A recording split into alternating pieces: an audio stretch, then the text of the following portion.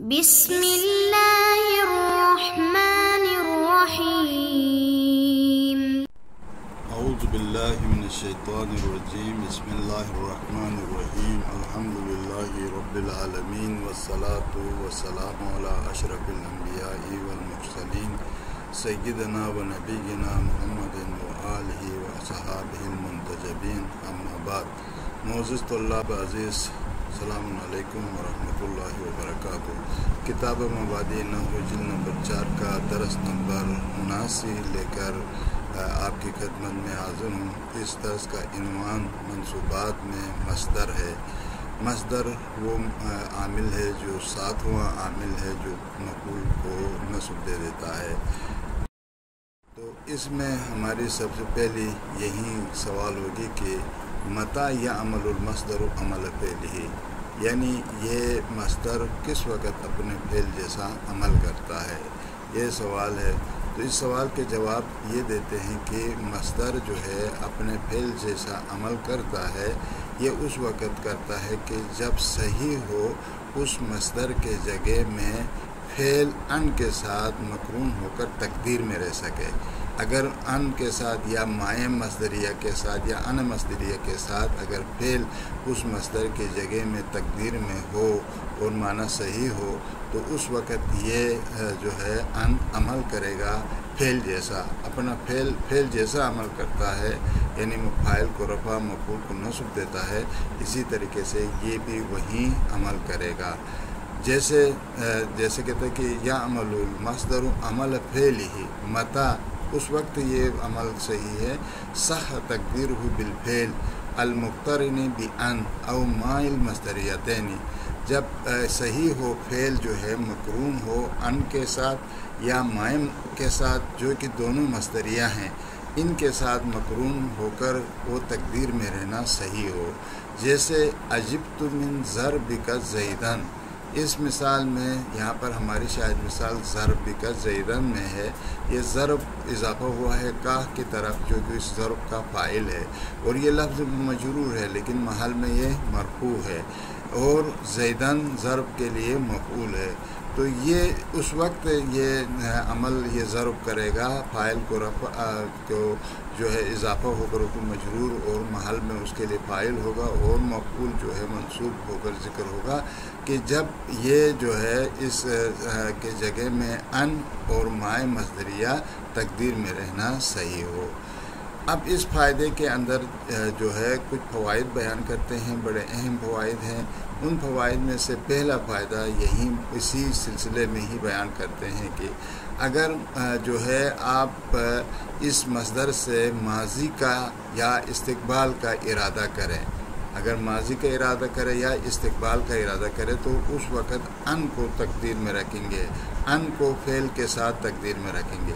اگر جو ہے اس مصدر سے آپ حال کا ارادہ کرتے ہیں تو اس وقت مائع مصدریہ کو آپ تقدیر میں رکھیں گے، مائع مصدریہ کو فعل کے ساتھ آپ تقدیر میں رکھیں گے۔ تو اس بات کی طرف اشارہ کرتے ہیں، کہتے ہیں کہ اذا ارید الماضی، جب ارادہ کیا جائے ماضی کو یا الاستقبال یا استقبال کو، فیؤول بان و اذا، اس وقت ان اور اذا کے ساتھ جو ہے تقدیر میں رکھیں گے، انہی کے ذریعے سے تعویل کریں گے۔ یہ کب ہوگا؟ اریدہ مطلب جب آپ اس سے ماضی اور استقبال کا ارادہ کریں۔ وَإِذَا اُرِيدَ الْحَالُ، جب اس مصدر سے آپ حال کا ارادہ کرنا چاہتے ہیں، فَيُعَوَّلُ بِمَا، اور اس وقت ماں کے کو تعویل میں رکھیں گے، ماں کو یہاں پر تقدیر میں رکھیں گے اور ماں کے ذریعے سے اس فعل کو مصدر میں تبدیل کریں گے۔ ففی المثال المذکوری، پہلے والے جو عجبت من ضربک زیدن میں جو یہاں یہ مثال ہم نے دیا ہے، اس مثال کے اندر جو ہے اس مثال مذکور میں یصح ان یقال مکانہ، صحیح ہے اس کے جگہ میں آپ یہ رکھیں اگر آپ اس سے ارادہ کرتے ہیں ماضی کا، تو آپ کیسے پڑھیں گے؟ عجبت من ان ضربت زیدن، یہ آپ ارادہ کریں تو من کے بعد ان کو تقدیر میں رکھا اور ضربت زیدن، ضربت فعل، تا اس کے لیے فاعل اور زیدن اس کے لیے مفعول ہے۔ تو یہ یعنی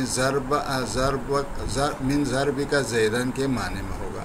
تو اسی طریقے سے اذا ارید الماضی، جب یہ آپ ماضی کا ارادہ کرتے ہیں تو آپ اس طرح کریں گے، ان ضربت زیدن، اسم کو تقدیر میں رکھیں گے، اور ومن ان تضرب زیدن، اس کو آپ تقدیر میں رکھیں، ان کو تجربہ فعل مضارع کے ساتھ، یہ اس وقت ہوگا کہ اذا ارید المستقبل، جب ارادہ کیا جائے مستقبل کا اگر ارادہ کیا جائے تو ان کو فعل مضارع کے ساتھ آپ تقدیر میں رکھیں۔ اگر یہ مصدر اس کا معنی دے دے تو اس وقت یہ عمل کرے گا۔ یا اسی طریقے سے آپ حال کا معنی دینا چاہتے ہیں تو ماں کے ذریعے سے کریں گے، جیسے مما تضرب زیدن، یہ ماں مصدریہ ہے، تضرب کو ضرب میں تبدیل کرے گی، اور زیدن جو ہے اس کا مفعول ہے۔ تو یہ ہو گیا جناب آپ کے اس کی وضاحت۔ اذا ارید الحال، جب حال کا ارادہ کیا جائے تو اس وقت ماں کو تقدیر میں رکھیں گے۔ وقس علیہ المصدر اللازم، اور یہیں آپ قیاس کریں مصدر لازم میں، یہ تو مصدر متعدی کی بات کی، لیکن آپ مصدر لازم میں بھی اسی طریقے سے قیاس کر سکتے ہیں۔ جیسے اس مثال میں جو سے پہلے بھی یہ مثال آئی تھی، حزنت لبعد صدیقی، یہاں پر بعد جو ہے یہاں پر مصدر ہے، لازم ہے، اور یہ صدیق جو کہ اس کا فاعل ہے اس کی طرف اضافہ ہو گیا ہے۔ لبعد صدیقی، یہ ہوگا اس طرح سے لأن بعودہ، جب ماضی کا اس سے ارادہ کرنا چاہتے ہیں تو کس طرح کریں گے؟ اس طرح کریں گے کہ حزنت لأن بعودہ الصدیق، اس طریقے سے۔ اسی طریقے سے اگر آپ اس کو حال کا مستقبل کا ارادہ کرتے ہیں تو اس طرح کریں گے کہ حزنت لأن یبعد الصدیق، اس طریقے سے۔ اور اگر آپ اس سے جو ہے حال کا ارادہ کرتے ہیں تو او لما یبعد، اس طریقے سے آپ اس کو ارادہ کریں گے، حزنت لما یبعد، اس طرح یہ ماں اس کو تاویل مصدر کر کے بعد بنا دے گا۔ تو یہ اگر یہ مصدر ان معنیوں میں آ کر اس کو تقدیر میں رہنا اگر صحیح ہو تو اس وقت یہی مصدر عمل کرے گا۔ یہ پہلا فائدہ۔ دوسرا فائدہ یہ کہ اس مصدر کا عمل باطل ہو جاتا ہے جب اس مصدر کے ساتھ تائے مرہ ملحق ہو جائے۔ مرہ والی تا جب اس کے ساتھ ملحق ہو جائے تو یہ مصدر عمل سے ملغا ہو جاتا ہے، باطل ہو جاتا ہے، عمل اس کے ختم ہو جاتا ہے۔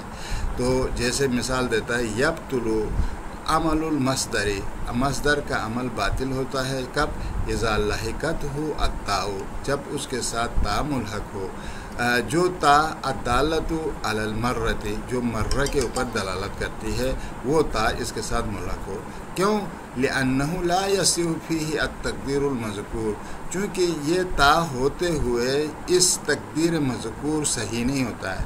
جب تا مرہ کے اوپر دلالت کرے تو اس صورت میں آپ جو ہے ان کے ساتھ فعل ماضی یا ان کے ساتھ فعل مضارع یا ماں کے ساتھ فعل ماضی، ان چیزوں کو آپ تقدیر میں نہیں رکھ سکتے ہیں۔ فلا یقال، جیسے کہ مثلا آپ جو ہے یہ نہیں کہیں گے کہ اعجبتنی ضربتک الغلام، اس طرح آپ نہیں کہہ سکتے۔ کیوں؟ اعجبتنی جو ہے یہ آیا ہے تو اس کے ساتھ جو ہے ضربت کا، یہ اس وجہ سے اعجبتنی تا کو آپ معنی لائیں، ضربت کا اس کو تا کے تائے کیا ہے مرہ ہے، اور یہ اضافہ ہو گیا کا کی طرف، اور غلامہ اس کے لیے مفعول ہو، یہ جائز نہیں ہے۔ یہ اس طریقے سے یہ تقدیر صحیح نہیں ہے، آپ اس طرح نہیں کر سکتے ہیں۔ ما لم تکن فی اصل بناء المصدر، مگر یہ کہ یہ تا جو ہے خود اس مصدر کی بنا میں داخل ہو، یعنی وہ مصدر بنے ہی تا کے ساتھ، تو اس وقت وہ عمل کرے گا۔ لیکن اگر مصدر جو ہے بعد میں اس میں تائے مرہ اس میں لگائے ہوں تو وہ پھر یہ ڈیفیکٹ کرے گا، یہ مشکل بنا دے گا کہ آپ اس کو تاویل میں رکھیں۔ جیسے مثلا نحو رحمتن، یہ رحمتن رحمہ یرحم سے مصدر کیا آتا ہے؟ رحمتن کیا آتا ہے؟ فیجوز اعمالہ، پس جائز ہے، یہ رحمتن تا ہے لیکن اس کے باوجود عمل کر سکتا ہے۔ کیوں؟ اس لیے کہ خود اصل بنا یہ مصدر میں تا ہے، لہذا یہاں پر یہ صحیح ہے۔ نحو اعجبتنی رحمتک الغلام، میں نے آپ کے رحمت جو آپ نے غلام کے اوپر کیا ہے اس سے مجھے تعجب میں ڈالا۔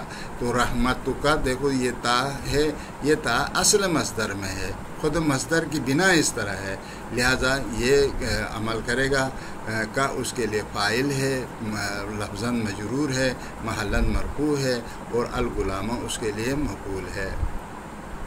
اور تیسری بات اس میں یہ کہ یا عمل ایزن المصدر عمل فعلی، یعنی یہ مصدر جو ہے عمل کرے گا اپنے فعل جیسا، کب اذا کان بدلا من فعلہ، جب یہ اپنے فعل سے بدل میں آ جائے، فعل کے جگہ میں استعمال ہو جائے، تب بھی یہ مصدر اپنا فعل جیسا عمل کرے گا جب وہ فعل کے معنی میں آ جائے، فعل کی جگہ میں آ جائے۔ مع انہ لا یصح فیہ التقدیر المذکور، اگرچہ وہاں پر یہ تقدیر جو ہے وہاں صحیح نہ ہو، لیکن چونکہ یہ مصدر اپنے فعل کے معنی میں آیا ہے لہذا وہ عمل کرے گا۔ جیسے مثلا اس مثال میں دیکھو ضربن زیدن، ضربن زیدن، تو یہ ضربن اس وقت بے معنی اضرب کے ہے، یعنی ضربن زیدن یعنی زید کو مارو، یعنی کما تقولو، جیسے آپ کہتے ہیں نا اضرب زیدن، زید کو مارو، یہ ضربن زیدن بھی وہی معنی پہ ہے، تو لہذا یہ ضربن زیدن جو ہے یہ جو ہے اس کے بدلے میں ہے، اضرب زیدن کے بدلے میں ہے۔ تو اس وقت جب یہ ایسا ہے تو پس اس مصدر کے اندر ضمیر بھی ہوگی، ضربن زیدن میں ضربن اضرب کے اندر تو فاعل کی ضمیر ہے، انت مستتر ہے وجوباً، ضربن میں کیسا تو کہتے ہیں ضربن میں بھی ضمیر مستتر ہوگی، تو اس وقت کہتا ہے کہ وحین اذن یتحمل ضمیراً، اس وقت یہ مصدر جو فعل سے بدل میں آ کر عمل کیا ہے اس کے اندر ضمیر ہوگی، متحمل ضمیر ہوگا وہ مصدر، تو مصدر کے اندر ضمیر کو آپ مستتر رکھیں گے اور بعد والا جو ہے اس کے لیے مفعول بنے گا۔ ضربن زیدن کا معنی کیا ہوگا؟ یعنی اے اضرب زیدن، تو اس کے معنی میں ہوگا۔ اب چوتھا جو مرحلہ ہے اس میں یہ کہ ذکر النحات لإعمال المصدر شروطا اخرى اہمھا، کہتے ہیں کہ چوتھا نقطہ، چوتھا جو فائدہ ہے اس میں یہ کہ نحات نے، نحویین نے مصدر کے اعمال کرنے کے لیے کچھ اور شروط بھی معین کر دیے ہیں، ان شروط کو، ان میں سے جو اہم کچھ شروط ہیں وہ مندرجہ ذیل ہیں۔ پہلا شرط الف کے ساتھ یہ کہ ان یکون غیر منعوت قبل تمام عملہ فلا یقال ساعنی اکرامک الکثیر عدو اخیہ، تو کہتے کہ پہلا صورت یہ ہے کہ اس وہ غیر منعوت ہو، یعنی وہ نعت کے لیے نہ ہو، یعنی اس کے عمل تمام ہونے سے پہلے وہ جو ہے غیر منعوت ہو، بس آپ یہ نہیں کہہ سکیں گے ساعنی اکرامک الکثیر، یہ الکثیر و اکرامک کے لیے آپ کیا لائیں؟ صفت لے کے آ جائیں، یہ اس کے لیے نعت لائے، اکرامک منعوت لائیں، منعوت اور یہ اس کے لیے نعت، اور اس کے بعد عدو اخیہ، یہ بات میں جو ہے اس کے لیے نصب دے دے، اکرامک نے کا کو فاعل بنایا ہو اور عدو اخی کو اب اس کے لیے مفعول بنائیں، یہ ایسا نہیں ہو سکتا ہے، یعنی اکرامک کو آپ جو ہے منعوت قرار دے دے، کثیر کو اس کے لیے صفت قرار دے دے، اور صفت کے بعد اس کے عمل کو جاری رکھے، یہ جائز نہیں ہے۔ تو لہذا اگر آپ عمل کرنا چاہتے ہیں تو یہ پہلے اس کے معمولات جو اکرام کے یا مصدر جو بھی مصدر ہے اس مصدر کے جو معمول ہیں وہ معمول پورے آئیں، اس کے بعد آپ اس کے لیے نعت لا سکتے ہیں، لیکن منعوت کو لائیں عمل کے پورا ہونے سے پہلے، اس کے لیے اگر آپ نعت لے کر آ جاتے ہیں تو اس وقت یہ عمل نہیں کرے گا۔ اور دوسرا یہ کہ بے میں یہ کہ ان یکون مفردن فلا یقال، یعنی دوسرا یہ کہ وہ کیا ہو؟ مفرد ہو، پس آپ یہ نہیں کہہ سکتے ہیں کہ ما زادت کا تجارب کا الدہر الا ہنکتن، تو یہ یہاں پر کیا ہے؟ یہ مفرد ہونا چاہیے، پس اس وجہ سے ما زادت کا تجارب کا، یہ زادت کا جو ہے فعل اور مفعول، اور تجارب کا اس کے لیے فاعل، اور تجارب کا مضاف الیہ، الدہر اس کے لیے مفعول بنائیں، الا ہنکتن مگر یہ ہنکا، تو یہ جو ہے اس طریقے سے وہ مفرد جو ہے اس کا مفعول ہو سکتا ہے، نہ ان کی جو ہے مرکب کر کے الا ہنکتن کر کے اس کو بھی اس کے ساتھ جو ہے مفعول بنائیں، یہ صحیح نہیں ہے۔ اور تیسرے جو ہے شرط یہ ہے کہ ان یکون مظہرن، کہ وہ جو ہے مظہر ہو، ظاہر ہو، وہ جو جس کو یہ رفع دیتا ہے یا جس کو نصب دیتا ہے وہ معمول مظہر ہونا چاہیے، ظاہر ہونا چاہیے۔ بس اگر مظہر نہ ہو، ضمیر رکھیں، تقدیر میں رکھیں یا حذف رکھیں تو یہ جائز نہیں ہے۔ فلا یجوز علی الاصح، قول صحیح کے مطابق یہ صحیح نہیں ہے۔ مرور بزید مؤنس یہ کہیں، اور مؤنسن کے جو ہے یہ مصدر ہے، اس کے اس کو عامل معمول کو آپ تقدیر میں رکھیں، ظاہر نہ کریں، تو یہ صحیح نہیں ہے بلکہ اس کو ظاہر کرنا پڑے گا۔ وہو بِامرٍ مثلا در حقیقت میں وہ کیا ہے؟ امر ہے، تو یہ آپ اس طریقے سے نہیں کر سکتے ہیں۔ اور موہشن، یہ موہشن آیا اور اس کے بعد اس کے خبر کو آپ نے معمول کو آپ نے تقدیر میں رکھا، یہ نہیں ہوگا۔ یہ اگر ہوگا تو یہ عمل یہ صحیح نہیں ہے، یعنی اس کا جو عامل معمول جو ہے وہ مظہر ہونا چاہیے، ظاہر ہونا چاہیے، اس کو ضمیر میں یا تقدیر میں آپ نہیں رکھ سکتے ہیں۔ چوتھا یہ کہ ان لا یتقدم ما یتعلق به علیہ وان لا یفصل بینہ وبین معمولہ باجنبی، تو چوتھا شرط یہ ہے کہ اس کے اوپر یعنی مصدر پر اس کے ساتھ جو متعلقات ہیں، جو متعلق ہیں اس مصدر کے جو ساتھ تعلق رکھنے والا ہے، یعنی اس کا مفعول ہے یا جو بھی ہے، اس کو اس پر مقدم نہیں کر سکتے ہیں، یا اس کے متعلق ہے اس متعلق کو اس پر مقدم آپ نہیں کر سکتے ہیں۔ ان لا یتقدم ما یتعلق به، یعنی وہ جو مصدر کے ساتھ تعلق رکھنے والا چیز جو ہے علیہ، خود مصدر پر آپ مقدم نہیں رکھ سکتے ہیں، اور نہ ہی اس کے مصدر اور اس کے معمول کے درمیان میں کوئی چیز اجنبی کو فاصلہ لا سکتے ہیں۔ وَأَن لَا يَفْصُلَ بَيْنَهُ وَبَيْنَ مَعْمُولِهِ، یعنی مصدر اور اس کے معمول کے درمیان میں بھی اجنبی کے ذریعے سے فاصلہ بھی آپ نہیں لا سکتے ہیں۔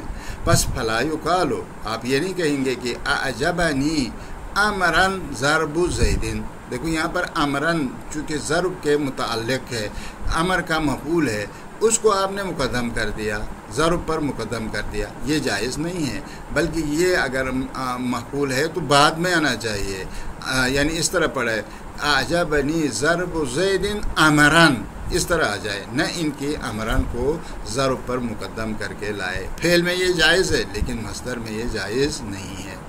ولا یقال، یا اسی طریقے سے آپ یہ بھی نہیں کہیں گے کہ انہ علی ضربہ لقادر زیدن، دیکھو انہ حرف مشبہ بالفعل ہو اس کے اسم، اور لقادر یہ انہ کی خبر ہے، ٹھیک ہے، وہ آ جائے ضرب اور اس کے معمول مفعول کے درمیان میں فاصلہ آ جائے، یہ جائز نہیں ہے۔ اس طرح سے ضرب عمل نہیں کرے گا، یہ عمل کے چونکہ یہ فعل سے شباہت لگ کر عمل کرتا ہے، تو اگر اس طرح کی چیزیں ہو جائیں تو یہ عمل نہیں کرے گا۔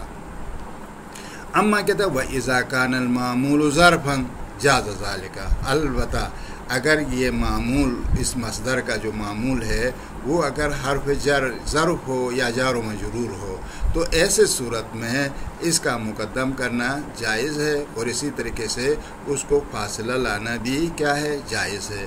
جیسے اس مثال میں دیکھو لا تأخذکم بہما رأفتن، دیکھو بہما ہماری شاید مثال اس بہما میں ہے، یہ متعلق رافتن ہے اور یہ مقدم ہو گیا ہے رافتن کے اوپر، تو بہما کو رافتن کے متعلق کریں گے اور یہ اس کا ساتھ تعلق دار ہے، لیکن یہاں پر اس کو مقدم کیا گیا ہے فی دین اللہ، اللہ کے دین میں جو رافت کرنے والے، تو اس کو یہاں پر بہما کو مقدم کرنا یہ جائز ہے۔ اور اسی طریقے سے اسم المصدر یعمل عمل المصدر بشروطہ المتقدمہ، کہتے ہیں کہ اسم مصدر بھی مصدر جیسا عمل کرتا ہے۔ ابھی اسم مصدر کیا ہوتا ہے؟ مصدر کیا ہوتا ہے؟ اسم مصدر یعنی نتیجہ، یہ مصدر کیا ہوتا ہے؟ یعنی وہیں کو تو فعل، وہ خود فعل کو مصدر کہتے ہیں، اور اس سے جو نتیجہ نکلتا ہے حاصل مصدر جو ہوتا ہے اس کو اسم مصدر کہتے ہیں۔ تو اسم مصدر جو ہے فعل جیسا مصدر جیسا عمل کرتا ہے، مذکورہ جو شرائط جو بیان ہوئے انہی شروط کے ساتھ، بشروطہ المتقدمہ، نحو بعشرتک الکرام تعد منہم۔ دیکھو یہاں پر عشرت جو ہے کیا ہے، اسم مصدر ہے، یہ اضافہ ہو گیا ہے کہ اپنے فاعل کی طرف، الکرام اس کا کیا ہے، مفعول ہے، تو بس یہ عشرت اپنے فاعل کی طرف اضافہ اور مفعول کو اس نے نصب دے دیا ہے، اور یہ عشرت اسم مصدر ہے۔ یہ اصل میں بے معنی کیا ہے، معاشرت کے ہے، بمعاشرتک یعنی بعشرتک یعنی بمعاشرتک۔ تو یہ اسم فاعل جس طرح کے مصدر جس طرح سے یہاں پر عمل کرتا ہے، اسم مصدر بھی وہی عمل کرتا ہے۔ اور چھٹا جو ہے وہ نقطہ، قد یعمل المصدر منونا او محل بال، جب کہتے ہیں کہ یہ مصدر جب منون ہو کے آتا ہے، کبھی کبھار تنوین کے ساتھ آتا ہے اور کبھی اس کے اوپر الف لام داخل ہوتا ہے، تو اس وقت بھی یہ یہی عمل کرے گا، اپنے فعل جیسا عمل کرے گا۔ جیسے لولا خوف سطوتک لفعلنا، لولا خوف، دیکھو یہ تنوین کے ساتھ منون ہے، اور اس نے اپنے بعد سطوتک کو رفع دے دیا ہے۔ یہ سطوت مضاف کا مضاف الیہ، تو یہ مضاف الیہ مل کر خوف مصدر کے لیے کیا ہے، فاعل ہے۔ اسی طریقے سے وضعیف النکایتی اعداءہ، النکایہ مصدر ہے، الف لام اس کے اوپر داخل ہو گیا ہے، لیکن اس نے اپنے ماں بعد اعداءہ کو کیا کیا ہے، نصب دے دیا ہے، ٹھیک۔ لیکن الاشہر فیہ ان یعمل مضافا، لیکن مشہور یہ ہے کہ یہ عمل کرے یعنی مضاف ہو کر، وعملہ فیما خلا ذلک ضعیف لا یجدر استعمالہ، تو کہتا ہے کہ اس کا اضافہ کے بغیر منون ہو کر بعد والے اسم فاعل کو رفع دے دے، اور یا الف لام داخل ہو کر یہ اضافہ نہ ہو جائے، اپنے بعد والے کو رفع دے دے یا نصب دے دے، یہ خلاف ہے، یہ ضعیف ہے، لا یجدر استعمال ہو، یہ استعمال شائستہ نہیں ہے، یہ کوئی زیبا استعمال نہیں ہے۔ اور آخری ایک سوال یہ ٹکڑا رہ گیا، اس کو بھی ہم بیان کرتے ہیں تاکہ یہ بحث یہاں پر ختم ہو جائے۔ ماذا یجوز فی تابع معمول المصدر، یعنی معمول مصدر میں تابع میں کیا چیز جائز ہے، ماذا یجوز کیا چیز جائز ہے، فی تابع معمول المصدر، معمول مصدر سے اگر کوئی تابع آپ لے لیتے ہیں تو اس تابع کے اوپر کیا چیز جائز ہے۔ تو جواب کہتے ہیں متى اضیف المصدر الی الفاعل، جب آپ مصدر کو فاعل کی طرف اضافہ کرتے ہیں اور اسی فاعل سے کوئی تابع لے آتے ہیں، تو وہ اس تابع کے اندر دو جناب طرح کا آپ پڑھ سکتے ہیں۔ ایک دفعہ اسی جو مضاف، یہ جو مصدر جو اپنے فاعل کی طرف اضافہ ہو گیا ہے اور وہ چونکہ مجرور ہے، اسی جر کو آپ اس تابع کو جر دے کے پڑھیں گے، اور یہ بھی جائز ہے کہ آپ اس کو رفع کے ساتھ پڑھیں، دونوں طرح سے آپ پڑھ سکتے ہیں، جر کے ساتھ اور رفع کے ساتھ۔ تو کہتے ہیں متى اضیف المصدر الی الفاعل، جب مصدر فاعل کی طرف مضاف ہو، واتبع الفاعل بتابع، اور فاعل سے تابع لایا گیا ہو ایک تابع کے ذریعے سے، جاز فی تابعہ، اس تابع میں جائز ہے کیا، الرفع، رفع جائز ہے، مراعاتا للمحل، یعنی اس کے محل کی رعایت کرتے ہوئے، چونکہ محل مرفوع ہے، محلن مرفوع ہے، لہذا اس کو بھی آپ مرفوع بنائیں گے۔ والجر، اور جر بھی جائز ہے، مراعاتا لللفظ، اس کو لفظ کی رعایت کرتے ہوئے، نحو سرنی انشاد اخیک الصغیر اور الصغیر، دونوں طرح سے آپ پڑھ سکتے ہیں۔ یہ عقیقہ سے الصغیر جو ہے کیا ہے، صفت ہے، تو صغیر جو ہے آپ عقیقہ کے کا سے جب صفت لے لیں گے تو اس سے بدل لے لیں گے تو الصغیری لفظ میں، الصغیر محل میں، اس دونوں طرح سے آپ اس کو پڑھ سکتے ہیں۔ اما ومتى اضیف الی المفعول، اگر یہ مصدر مفعول کی طرف مضاف ہو تو اس وقت جو ہے وہ مفعول مجرور ہے، جاز فی تابعہ النصب مراعاتا للمحل، اس وقت آپ اس بات والا جو تابع ہے اس تابع کو رعایت کرتے ہوئے محل کی اس کو نصب دے دیں، والجر مراعاتا لللفظ، اور جر بھی دے دیں لفظ کی رعایت کرتے ہوئے، نہ ہو جیسے اس مثال میں سرنی انشاد الاشعار الرقیقۃ پہ پڑھ سکتے ہیں۔ اس رقیقۃ کیوں پڑھا؟ اس لیے کہ اشعار چونکہ انشاد کے لیے مفعول ہے، مفعول کے جو محلاً مفعول ہے، اس وجہ سے رقیقۃ پڑھیں گے۔ اور اسی طریقے سے اویر رقیقتی بھی پڑھ سکتے ہیں اس کو، کیوں؟ اس لیے کہ الاشعار چونکہ لفظاً یہاں پر کیا ہے؟ مجرور ہے، اس وجہ سے رقیقتی بھی اس کو پڑھ سکتے ہیں۔ تو والسلام علیکم ورحمۃ اللہ وبرکاتہ۔